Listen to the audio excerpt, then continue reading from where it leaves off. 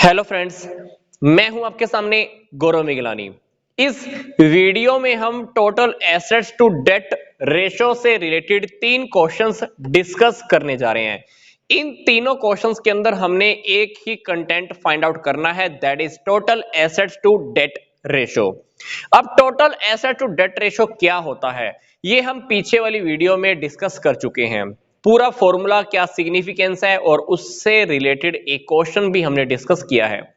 तो पहले वाली वीडियोस देखने के लिए मैंने आपको इसी वीडियो के डिस्क्रिप्शन बॉक्स में एक प्लेलिस्ट का लिंक दिया है। उस लिंक में जाकर आप ये देख सकते हैं कि हम ऑलरेडी कौन कौन से टॉपिक्स कवर कर चुके हैं। तो आइए अब हम चलते हैं हमारे फर्स्ट क्वेश्चन की ओर।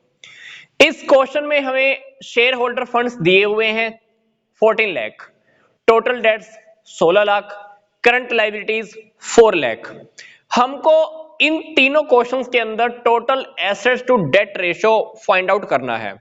तो हम पहले क्वेश्चन की इक्वेशन के बेस पर देख लेते हैं कि हम क्या क्या फाइंड आउट कर पाते हैं। तो सबसे पहले हम total assets to debt ratio का फॉर्मूला लिख लेते हैं। इसका फॉर्मूला क्या होता है, total assets divided by debts. हर बार हमको यही फॉर्मूला यूज करना है तीनों क्वेश्चंस में, तो मैंने फॉर्मूला एक बार लिख लिया है, total assets divided by debts. अब हम क्या करेंगे, इस पहली इक्वेशन में से टोटल एसेट्स और डेट्स को फाइंड आउट करने का एफर्ट करेंगे। देखते हैं क्या होता है। हमारे पास शेयर होल्डर फंड्स गिवन है, टोटल डेट्स गिवन है। अगर मैं इन दोनों आइटम्स को टोटल कर दूं तो मेरे पास क्या आ जाएगा, टोटल एसेट्स का अमाउंट आ जाएगा। क्यों? बैलेंस शीट में जो लायबिलिटीज साइड का टोटल होता है वो एसेट साइड के टोटल के इक्वल रहता है। क्या मैं बता रहा हूं, लायबिलिटी साइड का टोटल एसेट साइड के टोटल के इक्वल रहता है। हमारे पास लायबिलिटीज साइड के अंदर शेयर होल्डर फंड्स भी दिए हुए हैं और टोटल डेट्स भी दिए हुए हैं। तो अगर मैं इन दोनों को टोटल कर दूं तो ये हमारा लायबिलिटी साइड का टोटल हो गया। और मैं आपको क्या बता रहा था कि लायबिलिटी साइड का जो टोटल होता है वो एसेट साइड के टोटल के इक्वल होता है। तो यहां पर लायबिलिटी साइड का टोटल कितना है, 30 लाख। तो डेफिनेटली एसेट साइड का टोटल भी कितना माना जाएगा, 30 लाख। तो मैं यहां पर टोटल एसेट्स का अमाउंट रख देता हूं, दैट इज 30 लाख। अब मुझे क्या फाइंड आउट करना है, डेट। डेट के अंदर क्या क्या आता है, long term borrowings plus long term provisions, long term borrowings plus long term provisions. अब इस क्वेश्चन के अंदर हमारे पास टोटल डेट्स दिए हुए हैं। अब टोटल डेट्स के अंदर क्या क्या आता है, ध्यान से देखिए। टोटल डेट्स में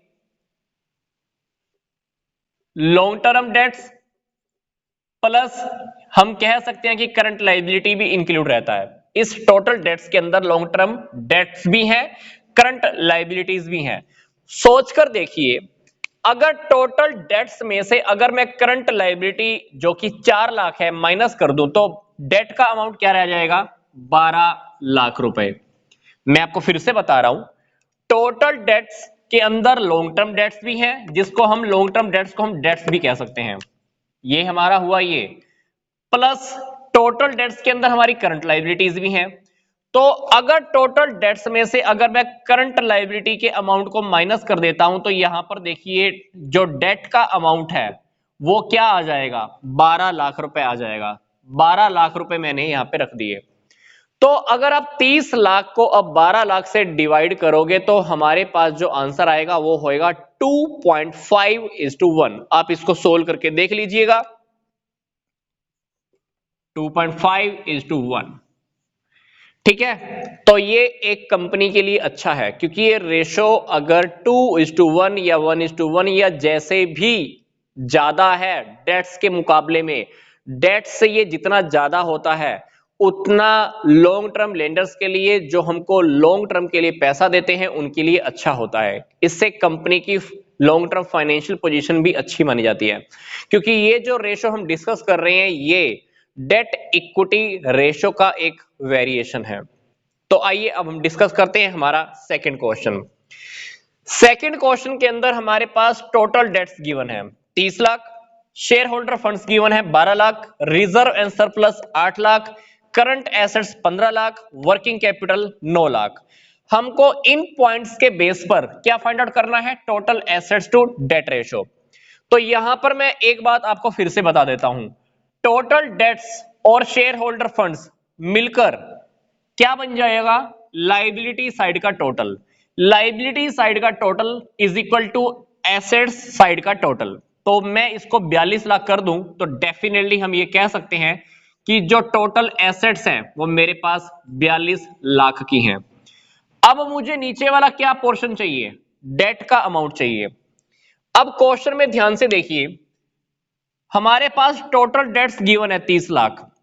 अगर हमारे पास इस क्वेश्चन के अंदर करंट लायबिलिटी गिवन होती तो हम टोटल डेट्स में से करंट लायबिलिटी को माइनस करके बाकी का डेट का अमाउंट निकाल देते, जैसा कि हमने पीछे वाले क्वेश्चन में किया। टोटल डेट्स में से करंट लायबिलिटी को माइनस किया और हमारे पास डेट का अमाउंट आ गया। पर इस क्वेश्चन के अंदर हमारे पास करंट लायबिलिटीज गिवन नहीं है, तो हमारा एफर्ट यही रहेगा कि हम करंट लायबिलिटीज को आइडेंटिफाई कर लें। हमारे पास क्वेश्चन के अंदर क्या गिवन है? देखो, करंट एसेट्स और वर्किंग कैपिटल। अब इन दोनों आइटम्स के बेस पर हम क्या करेंगे? करंट लायबिलिटीज निकाल लेंगे। करंट लायबिलिटीज निकालने के बाद हम टोटल डेट्स में से करंट लायबिलिटीज को माइनस कर देंगे और हमारे पास डेट का अमाउंट आ जाएगा। तो आप ये देखिए कि वर्किंग कैपिटल का फॉर्मूला क्या होता है। Working capital is equal to current assets minus current liabilities. Working capital हमारे पास गिवन है 9 लाख, करंट एसेट्स भी हमारे पास गिवन है 15 लाख, करंट लायबिलिटीज हमको पता नहीं है। आप क्या कीजिए, करंट लायबिलिटीज निकालने के लिए 15 लाख में से 9 लाख माइनस कर दीजिए, तो आपको पता चल जाएगा कि करंट लायबिलिटी का जो अमाउंट है वो 6 लाख है। तो हम इस इक्वेशन की हेल्प से करंट लायबिलिटीज को आइडेंटिफाई कर पाएंगे, दैट इज 6 लाख। अब हमारे पास करंट लायबिलिटीज आ गई। अब इस टोटल डेट्स में से अगर आप 6 लाख करंट लायबिलिटीज के माइनस कर देते हो, 24 लाख रुपए का हमारे पास डेट का अमाउंट रह जाएगा। यस, जैसा कि हमने पीछे वाले क्वेश्चन में किया, टोटल डेट्स में से करंट लायबिलिटीज माइनस की और हमारे पास डेट का अमाउंट आ गया। यही फॉर्मूला अब मैंने यहां पर यूज कर दिया, तो मेरे पास टोटल एसेट्स आ गई और यहां पर डेट का अमाउंट आ गया। अब आपको क्या करना है? 42 को 24 से डिवाइड करना है, हमारे पास आंसर आ जाएगा 1.75:1। यही हमारा क्वेश्चन है सेकंड और ये इसका आंसर हुआ 1.75:1। तो मैं आपको एक बात बताना चाहता हूं, ये बात मैंने आपको पीछे वाले क्वेश्चंस में भी बार बार बोली है। जब भी हमको कोई आइटम आइडेंटिफाई करनी है, हमारा इस क्वेश्चन में टारगेट क्या था? टोटल एसेट्स टू डेट निकालना। हमने क्या किया? फॉर्मूला लिख लिया। इस फॉर्मूला के बेस पर हमारा पहला टारगेट था कि हमको टोटल एसेट्स चाहिए थी। तो मैंने क्या किया? इन दोनों आइटम्स को टोटल किया, एसेट्स निकाल ली। सेकंड टारगेट क्या था? डेट्स। डेट्स को निकालने के लिए थोड़ी सी कॉम्प्लिकेशंस थी। क्या? मेरे पास टोटल डेट्स तो हैं पर करंट लायबिलिटीज नहीं थी। मैंने क्या किया? इन दोनों आइटम्स की हेल्प से करंट लायबिलिटीज फाइंड आउट की, इसमें से माइनस किया और करंट लायबिलिटीज को इसमें से जैसे ही माइनस किया तो मेरे पास 24 लाख रुपए का क्या आ गया? डेट का अमाउंट आ गया। जैसे ही आपने आंसर निकाला तो हमारे पास 1.75:1 हमारा आंसर भी आ गया। इसी तरह से अब हम थर्ड क्वेश्चन सोल्व करेंगे। थर्ड क्वेश्चन में हमें थोड़ा सा दिमाग और लगाना होगा, क्योंकि थर्ड क्वेश्चन के अंदर हमारे पास कैपिटल एम्प्लॉयड का टॉपिक दिया हुआ है, that is 40 lakh. Share holder funds given है 24 लाख, करंट लायबिलिटीज गिवन है 4,80,000। तो मैं आपको बता देता हूं, जो कैपिटल इंप्लॉयड होती है वो क्या होती है? Share holder funds plus long term debts. अब इस क्वेश्चन के अंदर हमारे पास कैपिटल इंप्लॉयड गिवन है 40 लाख, शेयर होल्डर फंड्स कितने हैं? 24 लाख।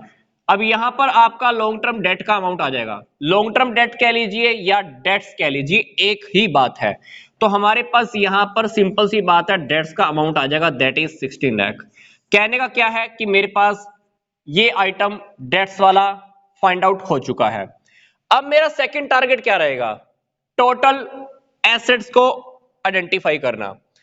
तो टोटल एसेट्स देखिए क्वेश्चन के अंदर हम कैसे निकाल सकते हैं?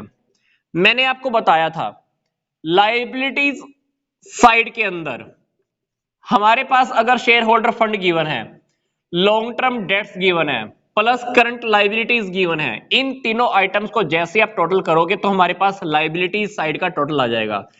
अब हमारे पास अगर लायबिलिटीज साइड का टोटल आ गया तो लायबिलिटी साइड का टोटल किसके इक्वल होता है? टोटल एसेट्स के। तो हमारा अभी टारगेट क्या है? लायबिलिटी साइड का टोटल निकालना। हमारे पास देखिए शेयर होल्डर फंड गिवन है 24 लाख, लॉन्ग टर्म डेट्स हमने अभी निकाले 16 लाख, करंट लायबिलिटीज हमारे पास क्वेश्चन में गिवन है 4,80,000। तो आप इन तीनों आइटम्स का टोटल कर दीजिए।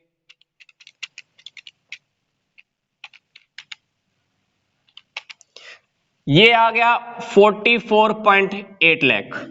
तो मैं आपको क्या बता रहा था कि मैंने लायबिलिटीज साइड का टोटल निकाल लिया 44.8 लाख। अब अगर लायबिलिटी साइड का टोटल आ गया तो ये टोटल एसेट्स के भी इक्वल ही रहने वाला है, क्योंकि मैंने आपको बताया है बैलेंस शीट के अंदर जो लायबिलिटी साइड का टोटल रहता है वो एसेट साइड के टोटल के इक्वल रहता है। तो मैंने यहां पे क्या किया, लायबिलिटी साइड का टोटल निकाल लिया जो इक्वल हो जाएगा अपने आप ही एसेट साइड के टोटल के। अब इस क्वेश्चन के अंदर मुझे क्या चाहिए था? टोटल एसेट्स, जो मैं निकाल चुका हूं। तो आपको क्या करना है, टोटल एसेट्स हमारे पास आ चुकी हैं 44.8 लाख। आपको क्या करना है, टोटल एसेट्स को डेट के अमाउंट से डिवाइड करना है। डेट्स हम ऑलरेडी आइडेंटिफाई कर चुके थे, दैट इज 16 लाख। तो आप 44.8 को 16 से डिवाइड कर दीजिए, हमारे पास 2.8:1 ये हमारा आंसर आ जाएगा। तो मैं आपको फिर से बता देता हूं कि जो कैपिटल इंप्लॉयड होती है capital employed is a combination of the share holder funds plus long term debts. हमने क्या किया, इस फॉर्मूले की हेल्प से कैपिटल इंप्लॉयड को पुट किया, शेयर होल्डर फंड्स रखे, लॉन्ग टर्म डेट्स को फाइंड आउट कर लिया। लॉन्ग टर्म डेट्स जैसे ही आए तो मैंने लायबिलिटी साइड का टोटल निकाल लिया। लायबिलिटी साइड के टोटल को निकालने के लिए मैंने शेयर होल्डर फंड्स को एज इट इज रख दिया, लॉन्ग टर्म डेट्स हमने यहां से निकाले थे, रख दिया। करंट लायबिलिटी मेरे पास क्वेश्चन में गिवन है, मैंने रख दिया। लायबिलिटी साइड का टोटल आ गया, लायबिलिटी साइड का total is equal to total assets. Total assets रखी, ये आप आइडेंटिफाई कर चुके हो। सोल्व करेंगे तो हमारे पास 2.8:1 हमारा आंसर हो जाएगा। तो ये थे हमारे सिंपल से 3 क्वेश्चंस। तो नेक्स्ट वीडियो में हम इस चैप्टर को फिर से आगे और कंटिन्यू करने वाले हैं। तो मिलता हूं मैं आपको नेक्स्ट वीडियो में। यहां तक का वीडियो देखने के लिए आपका धन्यवाद।